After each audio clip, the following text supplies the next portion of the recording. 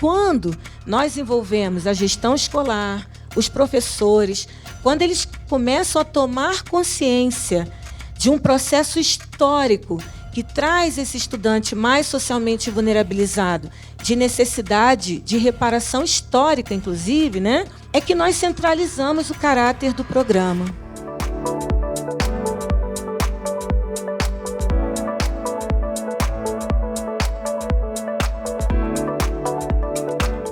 Marisa, o programa chama Pé de Meia, mas também podia ser começo de vida, abertura de caminhos, um programa que parte do financiamento estudantil para manter o estudante na escola. Como é que ele foi idealizado? Nossa, que boa pergunta, Chico. Mas antes de te responder, eu quero destacar como eu estou me sentindo feliz e honrada por chegar até aqui. Eu, que tenho toda uma trajetória, sou fruto da escola pública, servidora pública há 31 anos, hoje estar aqui é algo muito especial, de verdade. E o que me traz a um lugar de emoção profunda, de muitas reflexões, sobretudo a partir de tudo que foi exposto até aqui, de tudo que tem sido feito, e uma inclinação para a ação, apesar de estar bem próxima da aposentadoria. E aí, respondendo à sua pergunta, Chico, o Pé de Meia é um programa que nasce de uma perspectiva de uma análise técnica sobre o contexto desafiador da educação da nossa juventude brasileira. Em 2022, mais especificamente, nós tivemos ali um resultado de evasão escolar, com uma taxa altíssima de evasão escolar, o que revelou um histórico de cerca de 500 mil jovens abandonando o ensino médio no Brasil. Isso é um histórico. E o que fez com que o governo federal tomasse uma decisão e enfrentasse esse problema, que aí é um problema público escancarado, né, Chico? Alta taxa de evasão, baixa taxa de conclusão do ensino médio e baixa participação no Enem também. E, a partir de estudos técnicos, de evidências nacional e internacionais sobre efeitos de programa de bolsa, né, programa de pagamento de incentivo financeiro, é que o Pé de Meia começa, em 2023, a ser desenhado.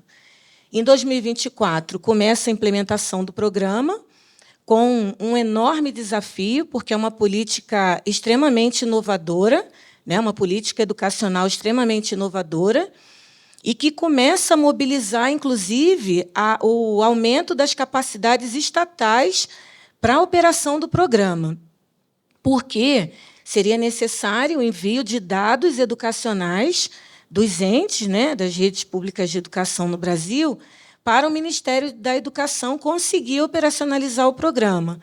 A princípio, pela lógica de pagamentos das bolsas, que é um processo automatizado e que só é possível a partir desse input de dados no sistema que hoje roda o programa Pé de Meia.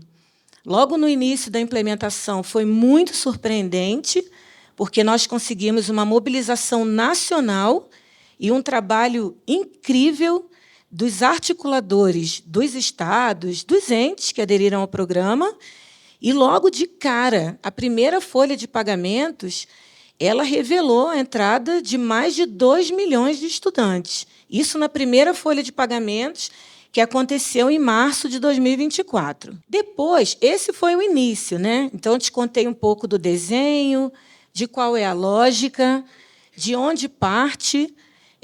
Antes até de falar da implementação e ainda falando do desenho, é importante destacar que o programa também parte da estruturação de uma teoria de mudança.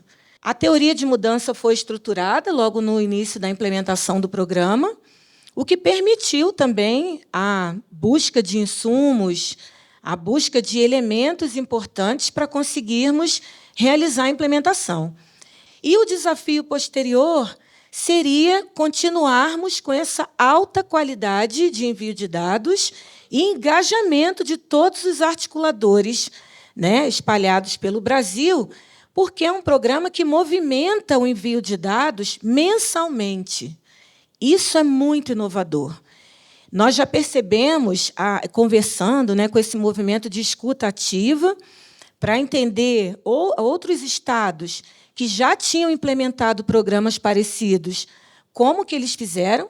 Então, esse movimento de entender como é que foi essa prática, essa implementação, entender principalmente quais os maiores gargalos e desafios, foi o que nos permitiu qualificar ainda mais, desde o desenho até a implementação do programa, e que, na verdade, é o que nós realizamos até hoje.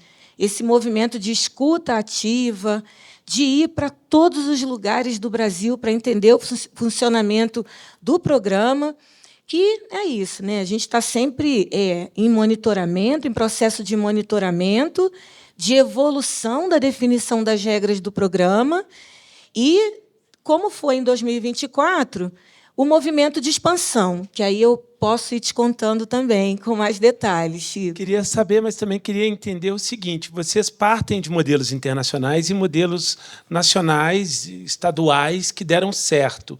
Isso é muito bonito e louvável, porque é perceber modelos que dão certo, independentemente de onde e de quem os implantou, para levar isso para o benefício maior, para o benefício público. Daí, eu te pergunto, nacionalmente, os gargalos encontrados foram os mesmos dos modelos regionais que vocês observaram? E quais foram esses gargalos encontrados a partir da observação regional no Brasil? É que, como eu disse, o PED-MEI é inovador porque exige, na operação do programa, exige esse input de dados muito organizados num ciclo mensal. Né? E nos outros programas, como, por exemplo, no Rio de Janeiro, né, que eu também trabalhei, em certa medida, na gestão e operacionalização do programa Renda Melhor Jovem no Rio de Janeiro, que foi testado o impacto e foi evidenciado o impacto positivo, né? Diferente desse programa, né, que a lógica era de pagamento anual, o PED-MEI gera um pagamento mensal. E, além disso, tem outro desafio, que é o cruzamento com a base de dados do Cadastro Único. Por quê? Para o estudante ser habilitado ao PED-MEI, né, que é um processo todo automatizado, porque o PED-MEI ele tem a lógica de proteção às trajetórias escolares dos estudantes do ensino médio no Brasil. Então, todo o processo, todo o fluxo operacional do programa, ele tem que assegurar a proteção às trajetórias. Por isso que é tudo automatizado. Hoje, as secretarias das escolas, toda a dinâmica escolar, ela precisa ser muito robusta, né? Porque qualquer numeração de documento equivocada que é gerada na rotina, né? Naqueles desafios das rotinas escolares, isso pode prejudicar algum estudante. Por quê?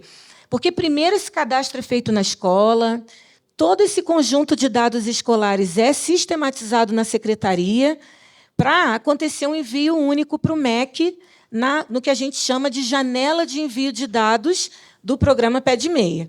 De posse de todo esse conjunto de dados, nós realizamos também, de forma automática, o cruzamento com a base de dados do Cadastro Único, porque um outro requisito para o estudante ser habilitado ao programa é que ele precisa pertencer a uma família inscrita no Cadastro Único. Hoje, a regra é com renda per capita de até meio salário mínimo. E ainda cruzamos os dados para verificar, né, a segurança com os dados da Receita Federal, para verificar a segurança do CPF. Porque o CPF é o principal documento, né, que gera a abertura da conta poupança automática, que é outro processo importante, né, para proteger a trajetória desse estudante, porque ele não precisa ir a uma agência da Caixa, né? Porque hoje eu destaco muito, né, nós, no nosso time, destacamos muito que o PED-MEI é um programa de incentivo financeiros, mas ele é educacional. Por quê? Quando nós envolvemos a gestão escolar, os professores, quando eles começam a tomar consciência de um processo histórico que traz esse estudante mais socialmente vulnerabilizado para esse lugar, né, de necessidade de reparação histórica, inclusive, né, é que nós centralizamos o caráter do programa nesse lugar que ele tem que ficar, porque é um programa educacional. Então, o desafio começa aí, sabe? De conscientização, de envolvimento da comunidade escolar, de empoderamento do jovem, porque é um jovem, né, que também sempre pertenceu àquele público indesejado. Hoje, a escola precisa se organizar para acolher bem as necessidades desse estudante, né? E aí é aí que mora o desafio, né? E que alguns programas que tiveram alguns problemas, alguns desafios em sua implementação, também partem desse lugar de compreensão das pessoas envolvidas do qual que é a justificativa para a criação desse programa? Por que ele serve, né? Porque a gente ainda enfrenta muitas resistências, né? E ainda tem uma outra coisa, né? Falando mais especificamente do programa Renda Melhor Jovem, que eu conheci a fundo, né, no desenho, implementação, monitoramento, que é essa dificuldade que existe quando o jovem tem que se deslocar de um lugar para o outro para resolver coisas, né? No Renda Melhor Jovem, por exemplo, o jovem precisava, né, a gente tinha toda uma coleta, um cadastro de CPF, ia abrir a conta, depois, enfim, né, tinha uma série de passos no processo que dificultava muito o próprio deslocamento do jovem, e alguns ficavam de fora. E hoje, o programa Pé de Meia ele supera esse desafio a partir do momento que garante um fluxo operacional muito automatizado, né? Na verdade, o nosso desafio hoje é conseguir contar para todos os estudantes beneficiados pelo programa que eles são beneficiários. Só para fechar essa parte, Chico, nós estamos fazendo a caravana técnico-pedagógica do Pé de Meia nos estados. E isso é uma oportunidade de aprendizado muito importante para nós melhorarmos a implementação do programa. Nós fomos para a Bahia, e é um movimento que nós trazemos também outras políticas, outros setores, outros ministérios, porque também tem uma perspectiva de fortalecimento da cidadania. Nós fomos para a Bahia, nós fomos para Roraima, e aí, não sei se tem alguém de Roraima aqui, eu sei que tem do Acre. Mas, em Roraima, foi incrível a nossa oportunidade de aprendizado, porque nós fomos para comunidades indígenas, e lá nós percebemos como é importante conhecermos a dinâmica, né? A dinâmica, os perfis de tudo isso que constitui o nosso Brasil, né? De toda essa realidade, né, brasileira. E aí nós percebemos, inclusive, algumas dinâmicas que pertencem, né, às comunidades indígenas, a perspectiva de criação, né, em comunidade, o que significa a infância, a adolescência, a fase adulta. Tudo isso são aprendizados que potencializam o Pé de Meia, mas que nos ajudam a retroalimentar também a outras políticas, né? E é isso, né? Disso que a gente está falando. Ainda temos esse desafio, mas o nosso processo de monitoramento de cada fase do fluxo operacional do programa é que nos ajuda, né, a melhorar, inclusive, essa perspectiva comunicacional, porque é o que revela para a gente, né? Se tem alguma conta que ainda não foi movimentada, qual que é o problema? É falta de consentimento do responsável? Porque esse também é um detalhe importante, que a conta é aberta automaticamente, uma conta poupança, a bolsa é depositada mensalmente, mas, no caso do estudante menor de idade, ele precisa de uma autorização do responsável legal. E nós chegamos, no ano passado, a um desafio de cerca de 700 mil contas não movimentadas por falta do consentimento do responsável, né? E é isso que descortina o que a gente precisa fazer, né, nessa perspectiva comunicacional. E aí nós estamos falando com secretários e secretárias de educação, nós estamos implementando as caravanas para estarmos cada vez mais próximas desses beneficiários. E aí, só em uma ação implementada, depois desse monitoramento, esse número reduziu para 300 mil contas sem consentimento. Hoje ainda temos, né, um desafio de vou arredondar para 150 mil contas, né? E E entendemos que pode ser que essa conta não foi autorizada para movimentação por desejo do estudante, que a gente acha que é muito difícil, né, de deixar o valor depositado e rendendo, mas ainda pode ser por desconhecimento de ser beneficiado pela própria política. Nas franjas, na ponta, no banco da sala de aula, quais os impactos que o pé de meia tem gerado, que vocês já perceberam? Perfeito. Primeiro, eu começo pela capacidade estatal. Isso é um destaque muito positivo que a gente gosta muito de trazer para a roda, sabe, numa conversa. Porque nós começamos a implementação do programa com 3 redes enviando dados de forma automatizada, né, por um recurso que garante a interoperabilidade das bases de dados. Hoje nós temos cerca de 15 redes enviando dessa forma. E com uma perspectiva de mais redes agora no próximo ano, conseguirem atuar nessa interoperabilidade, né? Além disso, nós começamos a perceber a própria participação dos jovens nas rotinas escolares.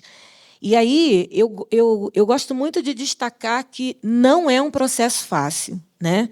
Como eu disse anteriormente, é um histórico de juventude, né, de um grupo de estudantes que sempre foram indesejados dentro da escola. Eu sou professora, né, e aí esse é o meu lugar de fala, habitando a escola pública como aluna e professora por toda a minha vida.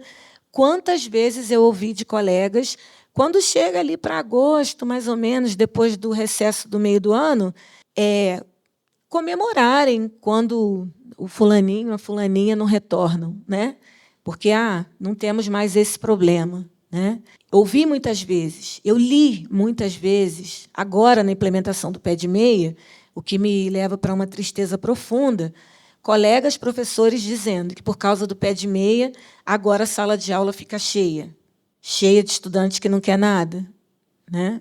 E agora os estudantes fazem parte da rotina da escola. A escola precisa se organizar, precisa olhar para o seu processo, para o seu projeto político-pedagógico, para entender como se organiza para acolher esses estudantes que têm necessidades particulares, que chegaram aqui por conta de um processo histórico. Inclusive, nós, acho que só um destaque também importante, Chico, que o pé de meia era uma política que já seria implementada pelo governo federal, pelo Ministério da Educação, antes da existência da nossa diretoria. Ele começou a ser implementado numa lógica de força-tarefa, que eram profissionais, né, altamente dedicados a fazer a política dar certo, mas com uma perspectiva inicial de pagamento, né? Coletar dados, produzir a folha de pagamentos e pagar as bolsas, né? A instituição da nossa diretoria, ela é um diferencial muito importante, porque nós trabalhamos muito fortemente com a lógica da dimensão pedagógica. Por quê? A própria construção da teoria de mudança do pé de meia, ela apresenta ali uma árvore de problemas, de causas do problema, né? E a evasão escolar ela é multicausal. E todo mundo precisa entender, né, que tem outras ações pedagógicas que precisam ser feitas para a gente conseguir bloquear essas causas da evasão escolar. E aí é esse trabalho que nós temos feito. Nós instituímos uma rede nacional de implementação do programa Pé de Meia na nossa diretoria, que são vou arredondar para 100 profissionais espalhados pelo Brasil, né, uma rede forte, potente, que hoje é formada por articuladores da gestão de dados, mas também por articuladores da gestão pedagógica. E aí nós colocamos na sala esses profissionais, junto com a coordenação do ensino médio, que já existia nos estados, a gente coloca na sala para conversar. A gente fala com o protocolo Brasil Sem Fome. Porque será que tem pessoas que são beneficiárias do pé de meia, que estão sofrendo pela insegurança alimentar? né? E é isso que a gente quer mobilizar, que os estados façam, cada um no seu território, a olhar para as causas da evasão e do abandono e entender que outras articulações precisam ser feitas em cada território para a gente conseguir avançar. É um momento que a escola precisa se organizar, que nós construímos protocolos, materiais estruturados para ajudar a secretaria a ter um olhar sistêmico, entender como ela precisa se organizar a nível de secretaria, a nível de regionais, a nível de escolas, para atender bem a esse estudante. Porque só ainda dentro dessa lógica é que, numa das nossas formações, nós ouvimos de gestores escolares o seguinte, né? Quando eu passei no concurso, me disseram que eu preciso reprovar muito. O professor que mais reprova é o melhor aqui da escola, né? Todo mundo tem medo, e ele é considerado forte, né, da escola. E como é que vocês lidam com isso, né? Nosso diálogo. No final do ano, a gente sabe que os estudantes vêm, né, do ensino fundamental com muitas defasagens. E aí, no final do ano, a gente chama a mãezinha e diz: olha, o seu filho não aprendeu o que tinha que aprender, né? Ele vai precisar ficar reprovado. E a mãezinha assinava um documento, né? E aí nada era feito para garantir a recomposição das aprendizagens desse estudante. Ele fica reprovado, largado, no próximo ano provavelmente vai ser reprovado de novo, e assim vai continuando, vai construindo o histórico até sair da escola, porque aquela escola não faz sentido para ele. E aí é a hora que a gente leva a reflexão. Só que essa mãezinha que assinava e tudo era resolvido lá numa boa, entre aspas, né? Essa injustiça era cometida e ali ninguém via, né? Agora a gente começa a perceber muitas crises no ambiente escolar, porque agora ela assinar um documento significa que o filho dela vai perder R$1.000, né? Se ele não for aprovado, ele perde R$1.000. Ele recebe os R$200 mensalmente. Chega lá no final do ano, ele perde a oportunidade de ter R$1.000 depositado em sua poupança e rendendo por alguns anos, né? Então, é sobre isso que a gente vem dialogando, porque os conflitos, apesar de ter uma visão positiva sobre o programa, os conflitos escolares se revelam. E como que a escola se organiza do ponto de vista político-pedagógico para lidar com esse tipo de problema? Outra coisa que vem para a nossa pauta, com muita força, e a gente quer dar mais intencionalidade, é contar sobre o histórico, né?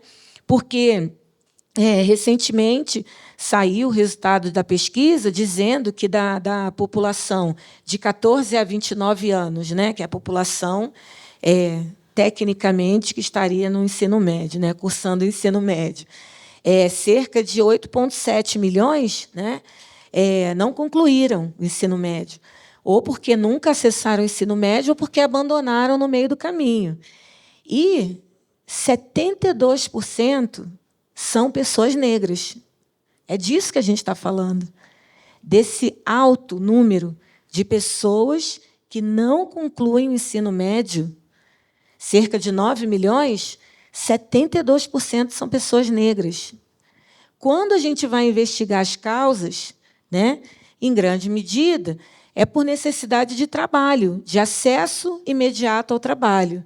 No caso das mulheres, gravidez, 11% de mulheres ainda abandonando a escola por conta de afazeres domésticos, ao passo que para os homens não chega a 1%. Então, é sobre isso que a gente tem conversado. E aí, as pessoas negras não vão para a escola porque não querem? Aí a gente começa a trazer argumentos, insumos, conceitos, aprofundar muito nessa produção de materiais para fazer as pessoas refletirem, porque é assim que a gente quebra pressupostos. As pessoas negras não vão para a escola porque não querem?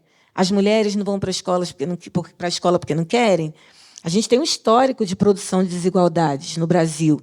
Se a gente analisar as constituições, a gente vai perceber que, em dado momento, as pessoas negras não eram consideradas cidadãs. Isso estava escrito na Carta Magna, que quem não fosse cidadão não teria acesso à educação formal. A gente já teve escrito em documentos oficiais no Brasil que, quando as mulheres acessaram a educação, era uma educação para o lar, né? Tinha que ser autorizada pelos seus cônjuges, né?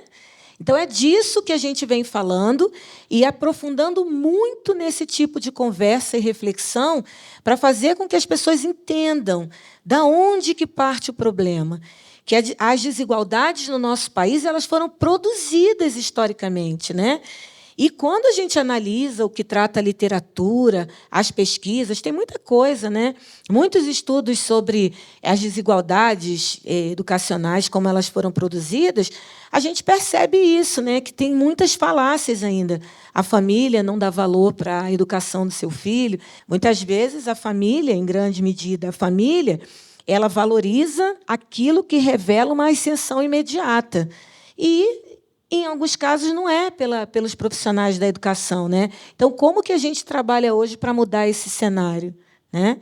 Então, é sobre isso. Por isso que a atuação da nossa diretoria, ela, desde que a gente começou a se organizar, né, com as 3 coordenações gerais, garantindo que cada coordenação geral tenha uma identidade, para a gente conseguir trabalhar com foco, com altíssima qualidade nas nossas entregas, para a educação do nosso país, a gente vem conseguindo conquistar esses resultados, Chico. Marisa, a gente está falando de um direito constitucional básico que, historicamente, ele não foi disponibilizado, ou houve uma preocupação de manter as crianças, os jovens na escola, garantindo esse direito constitucional.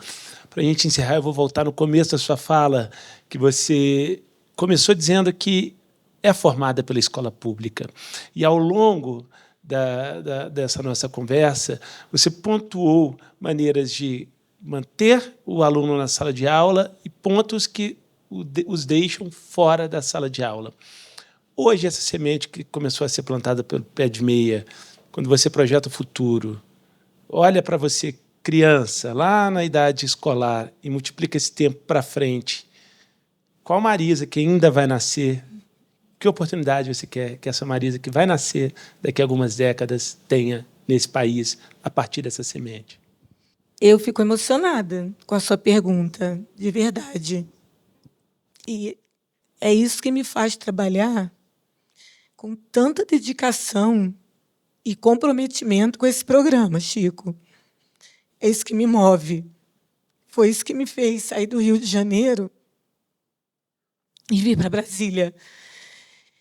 E enfrentar todos os desafios que a gente sabe, quem é servidor público. Mas você me fez uma pergunta que mexe comigo profundamente, né?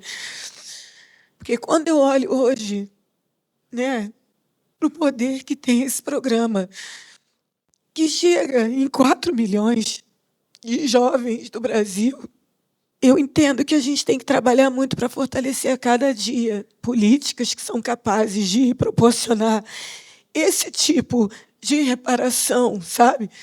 Porque se a gente não olhar muito tudo que a gente faz com uma perspectiva de justiça, que eu compreendo, que vai para além de equidade, né? Quando a gente olha uma lógica assim, de uma imagem que circulou muito, que trata sobre equidade, né? Que são os menininhos assim tentando assistir a um jogo de futebol. Não sei se você já viu. E ali tentam distribuir um banquinho igual para todo mundo, né? E aí eles sobem, e aí, por conta da diferença da estatura, um consegue, o outro ainda não consegue, né? A gente depois vê que distribuem um banquinho para cada altura, né? Mas eu fico pensando muito na justiça, sabe?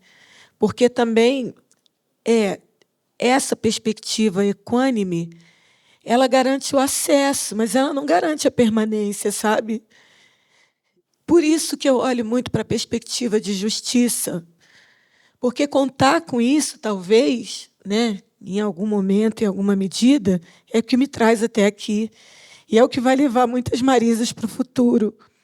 É a gente construir políticas que, de verdade, a gente queira que todo mundo esteja na roda, aproveitando e se beneficiando do melhor, sabe? Por exemplo, a política de cotas. A gente garante o acesso. Eu mesma tive muitos alunos que não conseguiram concluir o curso de matemática, por exemplo. Eu sou professora de matemática. Por isso eles me procuravam, porque queriam apoio. Porque é difícil ficar É difícil lidar com aqueles olhares que condenam o tempo todo. O que eu posso dizer, né, a Marisa do passado, a do presente, que eu quero para o futuro, né, é que muitas pessoas, nessa perspectiva de justiça, as políticas públicas sejam construídas verdadeiramente para trazer as pessoas para que elas desfrutem do melhor, né, que o país tem para oferecer, mas que elas desfrutem de verdade, que elas não sejam ali um número, um peso, né, no final do nosso resultado, do nosso monitoramento, né? Porque isso é o que permite, eu tenho falado isso algumas vezes, sabe, Chico? Eu vou repetir aqui, que as pessoas construam sonhos, né? Porque quando a gente apresenta as possibilidades, abre a janela da vida para as pessoas construírem sonhos, sobretudo as pessoas que têm uma visão limitada, né? A gente ainda lida hoje com pessoas, com jovens que não entendem quais são os caminhos para entrar numa faculdade. Eles nem constroem o sonho de cursar uma universidade porque eles não sabem que isso é possível, né? Se a gente não revelar para as pessoas qual que é o mundo possível para todo mundo, as pessoas não constroem sonhos, sabe? A gente vai continuar vivendo ainda muitas e muitas décadas dessa lógica de que as pessoas não vão entender que elas podem sentar à mesa porque elas acreditam e têm a certeza de que o lugar delas é só servindo as mesas, né? Então, é nisso. Eu olho para frente e falo assim, nessa lógica da militância mesmo, porque a gente tem que ser militante de verdade de um Brasil mais justo, sabe? A gente tem que ter muita responsabilidade para dizer o que ele chega, o que ele faz e o que outras políticas precisam fazer para complementar os resultados e os impactos que a gente acha que o Pé de Meia vai gerar para o nosso país. E é isso, acho que olhar para frente é tudo isso, né? É isso.